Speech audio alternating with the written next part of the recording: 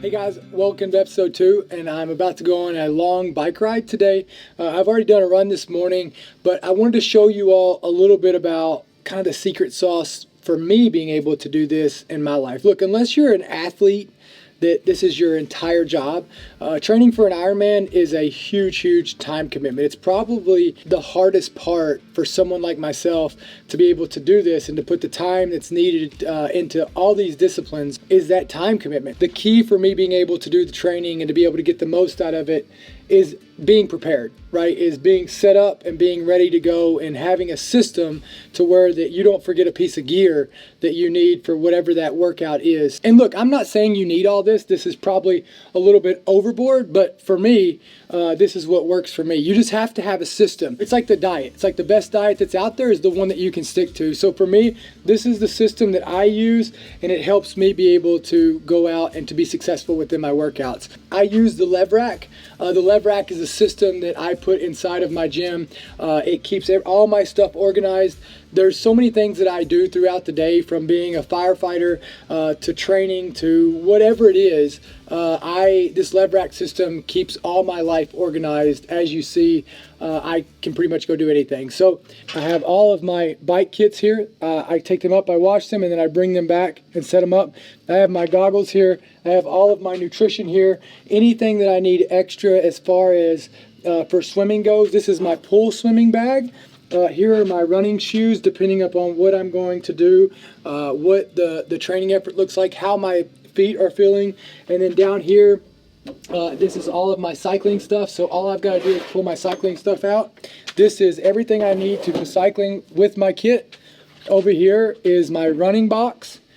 This is my swim box. And so basically all I have to do is come in. And as you can see, I had to steal this from my daughters because they are way more organized than I am, and they lay their clothes out. So I just took their Monday because, you know, they'll figure it out on Mondays.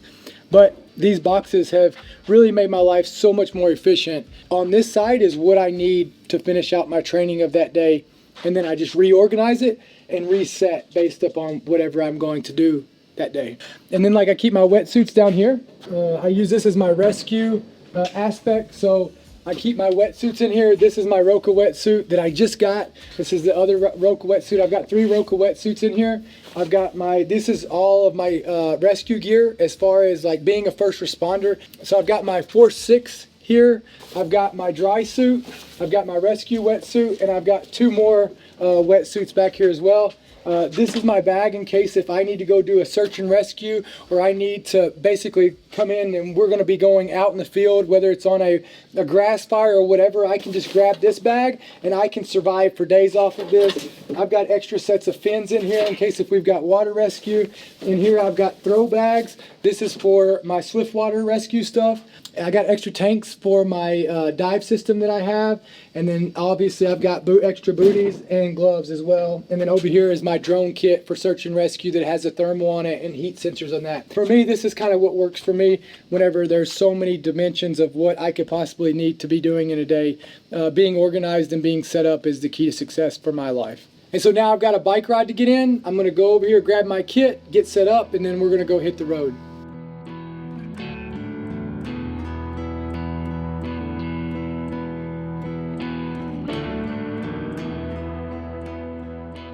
8 weeks ago, like, I didn't really know anything about bikes. I didn't know the difference between a road bike, a TT bike. I didn't know what they were used for. I mean, I used to ride without a helmet, and I just started riding with a helmet. Like, that's how far behind that I was in cycling and all this, of not understanding, not knowing anything about, you know, fits and how important they are, and pedals and FTPs and all this. So I've learned so much about each of these disciplines throughout this process. Just know this, that if I can learn all of this in the last 8 weeks, you know, you can too. And there's a lot to it. And I think that's kind of the point that keeps me interested in this sport. It's not the running, it's not the biking, it's not the swimming, but it's more about, there's always more to learn about each discipline, and there's always something that you can improve on and get better at. So that's why I like the sport, and I think that's what's got me kind of wanting to do it.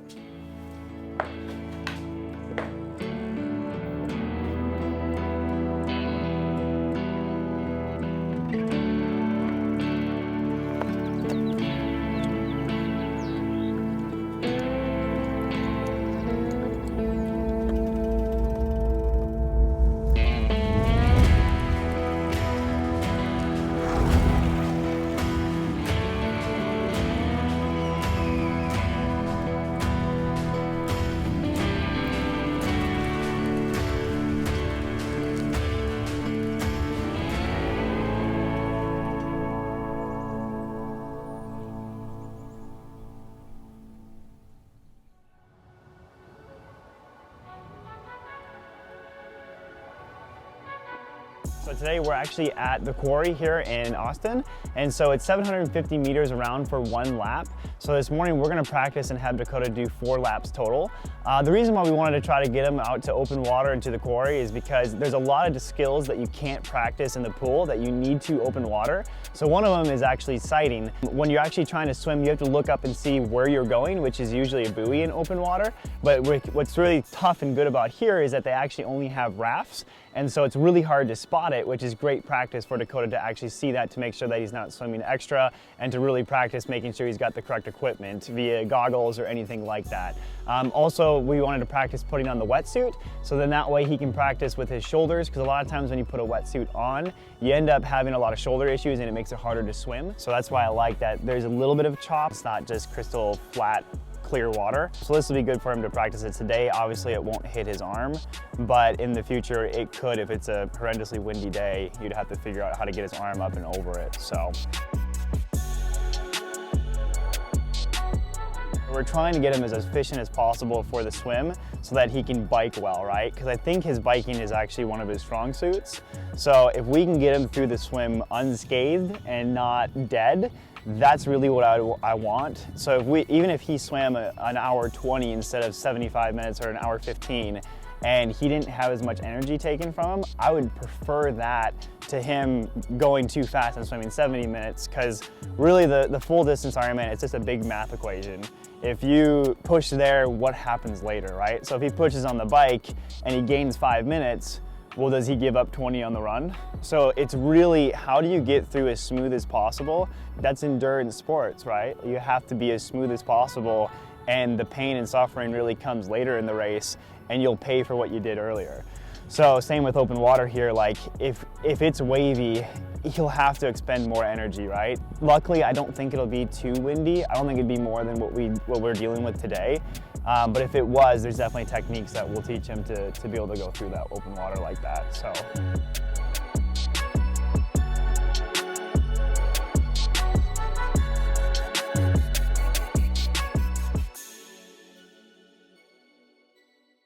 All right guys, so one of the things I wanted to do was show you kind of like a little breakdown of all the gear that I have for this Ironman. As you can tell, it's a lot more than just running, swimming, and biking. All of these things, some of these are extras. They're specific to the weaknesses that I have. I wouldn't say that there's really any just certain gear list that anybody's gonna need that works for everybody. There is definitely a baseline of gear that you will need throughout your Ironman training evolution, but there's also gonna be these little extras that are specific to you as an individual for whatever you're needing, whether it's nutrition that works for you, that doesn't, whether it's paddles that you're gonna use more, or whether it's a buoy so that, if you're having hip problems, or whether you need buoyancy shorts. All these things are specific to where your weaknesses are, and they all have a reason to where they're helping you get better at that weakness. So for me, let's start with swimming. You have swimming, biking, and running, and so we'll go down the list. So for swimming, we have fins, right? We do a lot of fin work to help build those legs up, to build your kick strength and all that. We have paddles, hand paddles here. What they do is they help you improve your form in the water to make sure that you're grabbing more water. They help strengthen your upper body as well. And for me, they also help with form, right? If you don't have the form entering the water with this right, it will mess you up all day long. So we use these quite a bit. We have the kickboard. So just making sure that we focus on those strong kicks and that we're getting the most out of our legs in the water when we're using them. And then obviously Roka has a really badass towel, so we use the Roka towel. And then swim shorts, so jammers. There's so many different types of jammers, but a set of jammers. These right here are big. I used to swim in just my running shorts, but those also slow you down as well, so just making sure you're efficient. Also, these jammers are really good. I use earplugs, some type of earplugs. I have these, and then I also have these Speedo earplugs that I use in my ears for open water swimming. But open water swimming hurts my ears out in the lakes and stuff like that, so especially doing it quite often. So what I do is, to keep from getting swimmer's ear, I also use these 2 different types of earplugs, and before I get in the water, I put swimmer's ear in, but when I get out of the water, I put swimmer's ear in. These are 2 big things that I do. Also being a rescue swimmer in the fire service, and so this is one way for me to help prevent that from becoming a problem or hurting me. So I do that. A swim cap as well. I also swim with the Roka R1 goggles. Goggles make a big difference. Not all goggles are created the same. These goggles right here, one of the big differences that is made. Roka's done a great job at designing them as far as being able to help spot in the water. The old goggles that I used to use, they were fine. I got them from one of the sporting goods places.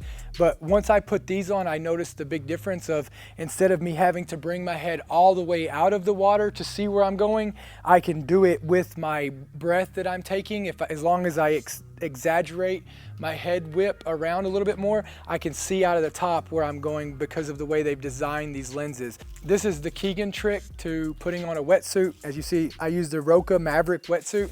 One of the big things that you'll have around you when you put a wetsuit on is a old bag from the grocery store. What you'll do is you'll put these on, and we'll do a demonstration one day as far as putting them on your feet to help slide and put the wetsuit on easier. It makes a world of difference. So we use that as well. As you see, the Roka Maverick wetsuit here that we use. Roka, it's an easy suit, especially for a beginner out there. This suit makes it easy because one of the things that you'll realize is getting the wetsuit where it needs to be. I'm not going to say you only have one shot at it, but you only have one shot at it, or it's going to make you very miserable. It's going to really change up your stroke. It's really going to affect your upper body. It's going to wear you down more. To use this, they've almost marine proofed it. They knew that a Marine was going to wear it, so they put a number 1 here where it's supposed to go on your knee. They've put a number 2 here where it's supposed to go in the crease of your elbow, and then a number 3 where it's going on your shoulders. So it really helps for you to be able to pull and start at the bottom, because when you put a wetsuit on, if it's crinkled down here or you don't have it where you want it at down here, you're not going to pull it up here to get it where you want it. So it's very, very user friendly. Really an awesome piece of gear. So now we're going to go into biking. The basics would probably still be an exaggeration of what my knowledge is when it comes to biking. The first bike that I bought was a Trek Madone. So I bought that, started riding that bike, and then realized that I wanted a TT bike. I went with the Quintana Roo. They are American made. I went with the Quintana Roo XPR, as you see back here. They are awesome. A really, really good company. I went with the head wheels on it, and then you get into the computers, right? You can go with Garmin, you can go with Wahoo. I have both.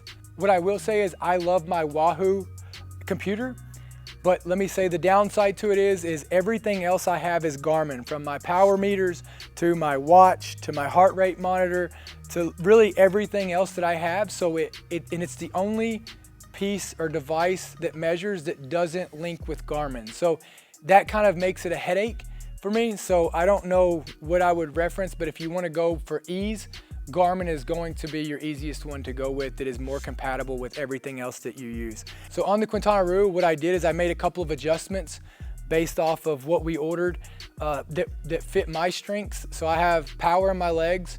So what I wanted to do is I wanted to put a bigger crank on the front. I put a 54 on the front, and then I also, on the back, I put a 11 to 30 cassette 12 speed, and then I also got the head Jet 180 wheel for the back.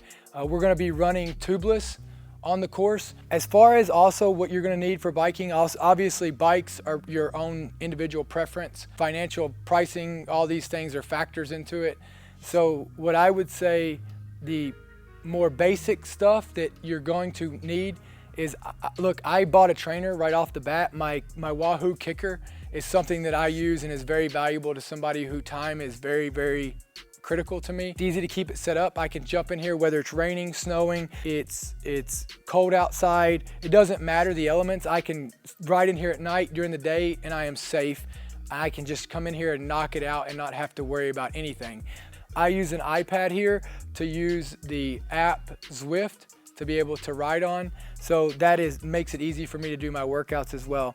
As far as gear goes, one of the biggest things that you will need is your pants, right? Like, you're gonna need some type of chamois in it. They all have chamois in them, but just figuring out what your preference is. Not all chamois are the same. One thing you're gonna have to battle with if you're starting out with this is getting used to the saddle. Like, that is probably the hardest thing to get over, but I'll tell you this, after a couple weeks of riding, you will get used to it. As far as the helmet goes, I just have a basic helmet. It's a laser. Picked it up at any bike shop. My heart rate monitor, I use this for biking and running. I don't put a heart rate monitor on when I'm swimming. I use a Garmin Phoenix watch. This is my watch that I use for everything that I do. These are my shoes, so they're clip-ins. They are S-Works. I love these shoes. They dry out fast enough for my next workout. They're comfortable. They're easy to put on. They're all this. So these are the shoes that I plan on racing in. These are the shoes that I do everything in. So these are your cycling shoes, and then obviously a pair of glasses, right? You're out there riding on the road, and these vehicles going by, especially if there's vehicles in front of you, especially if you're riding with other people, like throwing a rock up and hitting you in the eyes or anything like that, riding in the mornings or in the evenings when the bugs come out, like riding and a bug hits you in the eye, all of these things can be the start to more problems. So, having a pair of glasses on and wearing that all the time is obviously another piece that I would for sure recommend. And then some type of jersey. These jerseys, you wear a t-shirt or whatever. Sometimes I wear a t-shirt, sometimes we do. But a jersey, what this allows you to do is also store stuff in the back. So, you can put your tire kit in here. If you don't have storage on your bike, you can put nutrition in here, your phones, your wallet, whatever you need. But like it gives you 3 pockets in the back. Most of them do, in order for you to do that. Some of them have like a zipper to where you can secure your valuables in there. And then it just it makes it easy to wear and convenient to where you can reach back there and grab that. In the biking community, what you're gonna learn is that they're probably some of the most diva people you've ever met, and it is a clique. It is a clique. So you're gonna realize that. You go ride with other people, like it's not necessarily about being able to ride or being able to do the part, but it's even more important about looking the part, right? So one thing you'll always watch out for is don't be afraid. The last discipline is going to be your run. For me, like in Ironman, you can't you can't listen to any music or anything like that. So, but while I'm out here training, I can listen to whatever I want. These headphones right here are about my favorite headphones I've ever used. I always have a problem with the ones that stick in your ear. I always have a problem wearing those as well, because if you're running out on the road, you're riding out on the road, you can't hear anything coming or going. And with these, they just fit over your head and you can listen to music, but you can also hear everything else going around you. So they're the Shocks. I love these things. I can run with them. I don't know how they did it, but they got it right. These are the best things that I have invested in all of Ironman that I have. As far as shorts go, I like the shorts that have an inner compression. They're not just the inner underwear or whatever you want to call it, the inner liner. They also have this compression that comes down. I prefer that, so it helps keeping me from chafing with rubbing and all that. So, but shorts are obviously runner's preference. Obviously a shirt or no shirt, depending on how you look. For me, I need a shirt. I also run with a belt. So what I do is I keep my phone in here. I can keep my keys in here, my wallet. I can also throw in some, my nutrition if I need it. I can throw in my salt tabs, whatever. But I like running with this belt. It's a Nathan belt that I just picked up from any store. I also run with a hat. I like to run with a hat. It helps keep the sweat out of my face and all that. So I have this Own the Dash. It's a Boca Gear hat. You can get it on my Own the Dash or Dash Hydrate website. It's a really badass hat. I run it every day. Socks. Socks are another big one that you need to figure out, making sure that your shoe's not rubbing you, make sure they come up high enough. As far as calf sleeves, I like calf sleeves. Like if I'm going over 15, 16 miles multiple times a week, I'm gonna put calf sleeves on. They keep compression on my calves. And for me, I think that it also speeds up my recovery as far as not causing so much trauma on those calves anytime that I'm going over 15 miles. So as far as shoes go, I stick between 2. Sometimes I run in my Hokas.